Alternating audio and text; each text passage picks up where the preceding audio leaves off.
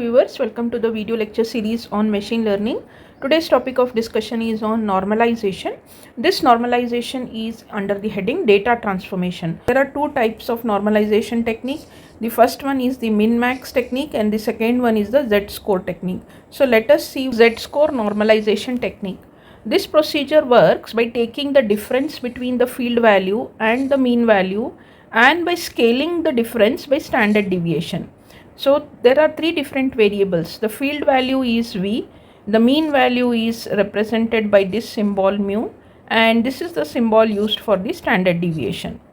So you are totally making use of values of these three variables. Now the mean and standard deviation you will compute only once, and every time you will be changing the value for this V. Okay, this will be what? The values that are given in the data set. Each time you have to take one value from the data set and substitute in the formula. Z-score is represented by V star. So Z-score for a particular value, V star is equal to what? That value V. So we say that as the field value. That means if the numbers are there 88, 90, 65, 42, then 88 is the field value, 90 is the field value, 65 is the field value, 40 is the field value. So this will be the type of the question. Apply Z-score normalization technique on the attribute height which is given in inches. So here the values mentioned under this attribute are 64, 70, 72, 68 and 76. You need to apply this Z-score technique. How will you apply? Make use of this formula. So this V, whatever you are having in the formula, first time it will be 64, second time 70, 72, 68, then finally 76. So every time this V value will get changed. But mean and standard deviation you have to compute only once and substitute the same every time. So first we'll compute the mean value. Mean, how will you compute? You will add all the values 64, 70, 72, 68, 76. It is 350. Total number of values are 5. So your mean value is 70. And standard deviation you will be computing like this. Hope you remember the formula. It is under root of summation of xi. Xi is what? Your value here. Mean is given by x bar whole square divided by n. So you are substituting the value 64, 70, 72, 68 and 76. Okay, these values you can check here: 64, 70, 72, 68 and 76.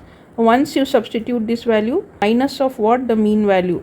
64 minus of 70 whole square plus 70 minus of 70 whole square plus 72 minus of 70 whole square plus 68 minus of 70 whole square plus 76 minus of 70 whole square divided by 5.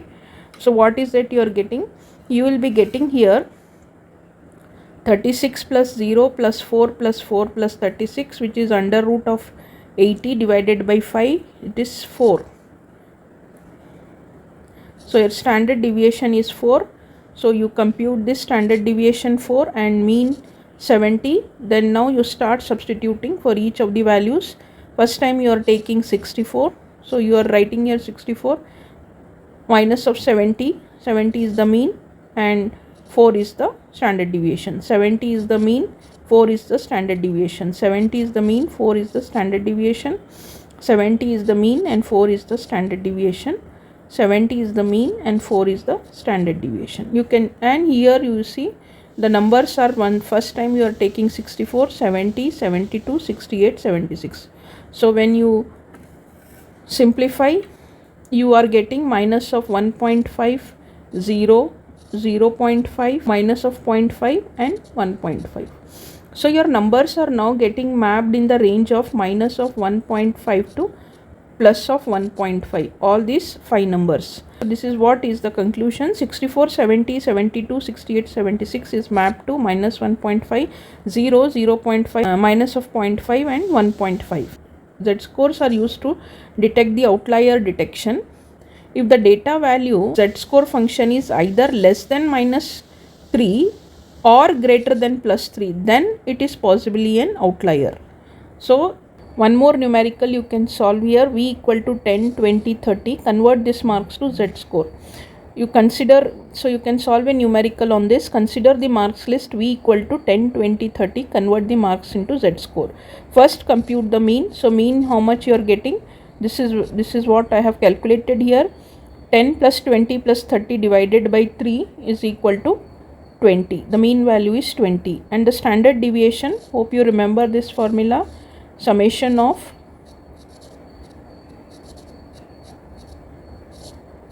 so here n value is 3 here, and xi is what? The numbers which are there in the data set. First time 10, second time 20, third time 30, and 20 is the mean value, and 3 is the total numbers given in the list.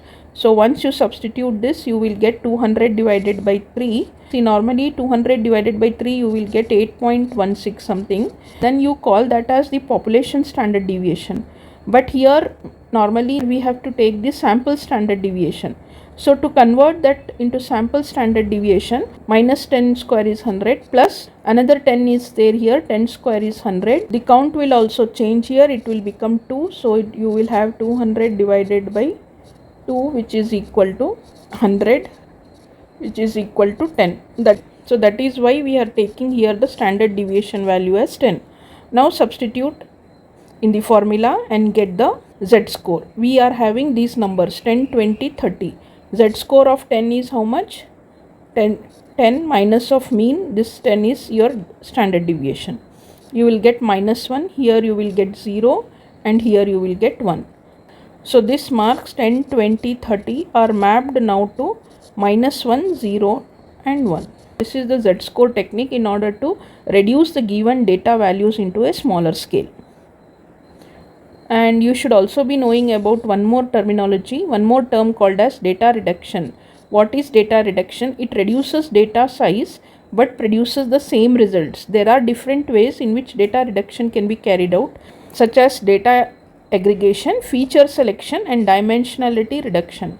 So these things you will be seeing in my future sessions.